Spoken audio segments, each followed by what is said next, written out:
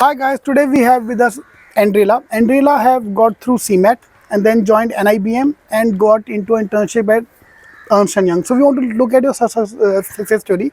Obviously there might be ups and downs as well. So how it all happened? How the CMAT you have given CAT earlier or how the CMAT came into mind?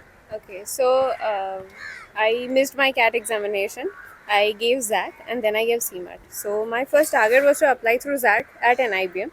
NIBM was on my mind because I had been preparing for banking examinations for a very long period of time, and RBI was on my mind at that point. So I did come to know about NIBM when I was reading about the RBI material and the research institutes like RBI has under its wing. And from there, National Institute of Bank Management, where bankers are trained, executives are trained. Right. So then I came to know later on that NIBM accepts ZAT and CMAT scores and CAT scores. But since I had missed my CAT already, so my first target was to go through ZAT, and then I went through CMAT because my ZAT scores weren't as great as it was desired by NIBM at that point of time. And CMAT, yes, I did prepare for a while, approximately since I was already having the banking PO preparation, and I had cracked few exams Right. before that. Everything is same. The syllabus is same. Yeah, the syllabus is the same. See, the problem with CMAT is no one specially prepare for CMAT. So you are either preparing for bank PO or CAT or CET and CMAT happen along the way. Yes. So what extra you did about CMAT? Yes. In our time, we had the extra one of innovation and Innovation entrepreneurship. right. So for that, I refer to materials for that. Also, since I have my background in business administration, so for that I had studied entrepreneurship as my elective subject. So a part of it came from my undergraduation subject, and then rest I prepared from the all the free resources that I found available on the internet. And I did refer to understanding a pattern of the paper because you have prepared for certain exams and you don't know the exam True. you're going to give. So for that we require to take mocks. I did take a few part mocks, like I mean sectional mocks, and a few of like full length Full-length mocks. mocks as well. Yes, and So then those who have been preparing for CAT or preparing for CET, so I think the best strategy is give as many mocks as possible because we need to understand the changes. Yeah. You have maths, verbal, same as Sarah. So entrepreneurship and GK, there are two sections which are separate. And GK is very lengthy as a like it is huge. Everything under the sun generally can comes be under asked, GK. And we did have a bouncer in the GK section in our paper.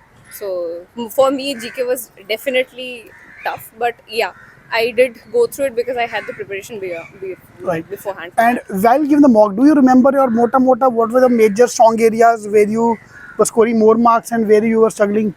I was basically scoring like my English was verbal was strong. I was scoring well in the entrepreneurship section as well, in the percentile section when I saw it.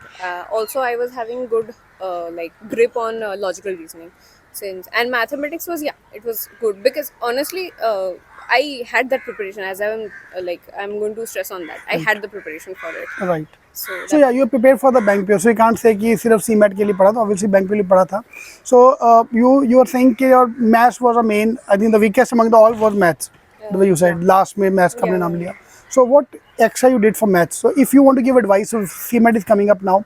So how you feel like last year the खुद का नहीं tension था क्या होगा life में, now you are giving advice to. Actually, that's a huge place. In fact, I had spoken to you that whether I should be applying to like which other place I should be applying to, and you suggested GLIM and NIBM, and I went ahead with NIBM because obviously it has the brand. So yeah, for mathematics, I would stress give as many mocks as possible. Go through the basics of the subject. Like last minute revision definitely helps a lot. And what else? I think mocks are the best way. Like Mocks, sectional right, true, mocks, true. your topic-wise mocks, your speed does matter in the examination. Even though you have a lot of time in CMAT examination in comparison to other examinations, but yes, you should definitely know the topics you are going through. Like you should know the basics of it. And I think 10 to 15 mocks are more than sufficient. So if you can give a mock every alternate day, every third day, that's is more more than than enough, sufficient. honestly, for that. And CMAT don't give too much time between the deadline and the exam. The maybe last year because of COVID was delayed. Yeah. So hopefully this year they give time. Otherwise they normally give 1 month ka time before the deadline and the exam happening. So you generally stay within the touch of your other exam. Like ZAT comes before CMAT, and then there are CET which comes after CMAT. So right. basically you stay within the touch of your subjects already. Correct, So correct. that does not really hamper a lot. So she got 99 percentile, 98.98 exact if you want to do, and marks wise around 300 marks. Yes. Superb. So thank you.